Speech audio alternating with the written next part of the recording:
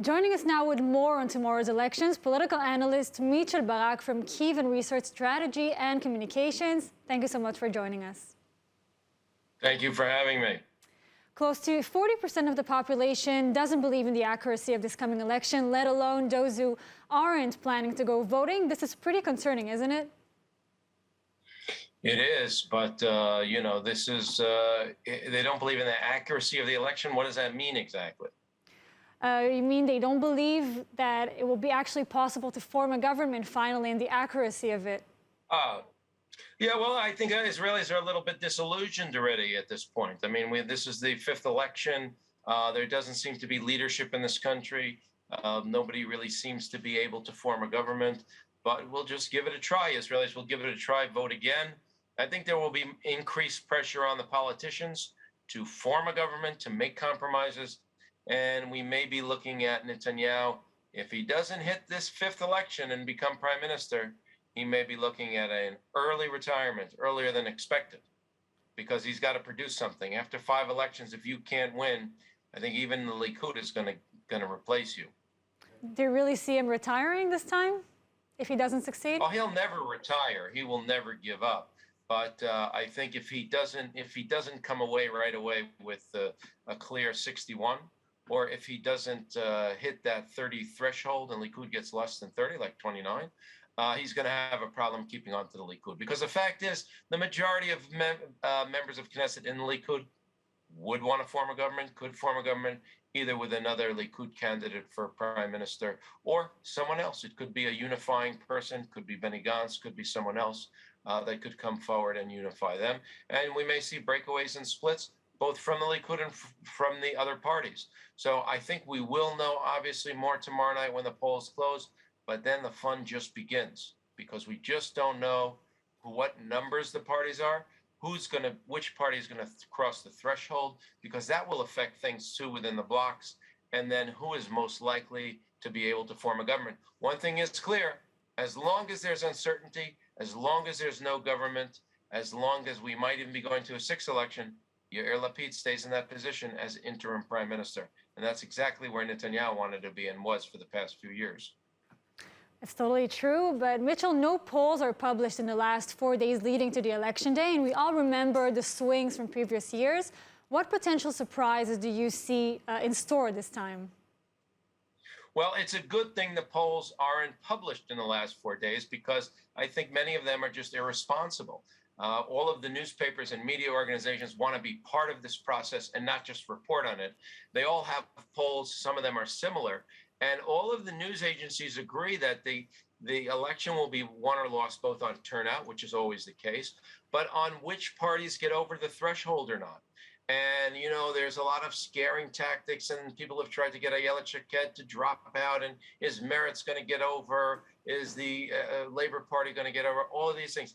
And it's just a stupid conversation, because the threshold to get into the Knesset is 3.5%. And the margin of error on all of these polls of 600 people, which are internet panels anyway, and not accurate, is 4.5%.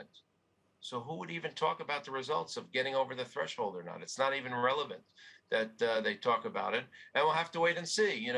It could be a few thousand votes either way that decide the election based on the blocks and which parties get in and which parties get out. That also includes the Arab sector. So we don't really know anything. The polls are just a way to keep the conversation going, but really irrelevant up until this point, and still irrelevant.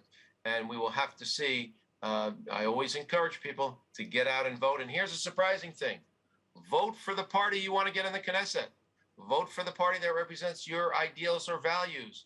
Don't vote for a party because you want them to influence the government, but you really like another person, but you really like a leader, but you really like a smaller party, so you're going to vote for the bigger party, or you're not going to vote for a party because they're not going to get over the threshold.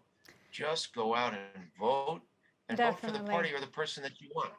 We'll definitely have to wait and see, but something interesting is definitely Otzma Yehudit party leader Itamar Ben-Gvir is expected to be this election's big surprise. What does that say about Israelis in 2022? What does it actually mean about what's important to our voters? I mean, most polls suggest that it's the economy, but the Religious Zionism Party isn't exactly the most economically focused party. Right. Everyone talks about how important the economy is, but no party is really running on an economic platform. And I have news for you. In 70 years, no Israeli election was about the economy because Israelis are concerned with the economy. They're concerned with the high cost of living, but they don't vote on that. They vote on security issues. They vote on peace, if there is a peace party platform. They vote on what's going on with terrorism, and they vote for leadership. And they want someone who can lead the country, and that's where Netanyahu has had an advantage over the last few elections because he's seen as someone who's a leader, who's not looking for a rotation, whereas some of the other party leaders are looking for a rotation. That's what they're looking for. They're looking for leadership, and they're looking for security. So from that point of view, we're going to see the economy is really, really not going to matter or make a difference at this point.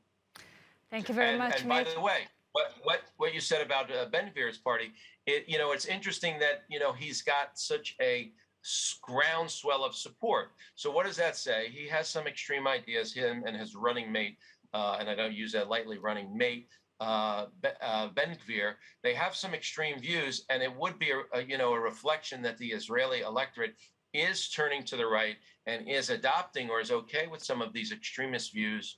But at the end of the day, a lot of times we see that Israelis do sober up when they get into the ballot booth. Thank you very much, Mitchell, for being with us.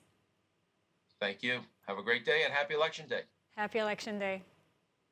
Hi everyone, it's Emmanuel Kadosh. I wanted to invite you all to subscribe to ILTV Plus, where you can find our daily news and updates about Israel.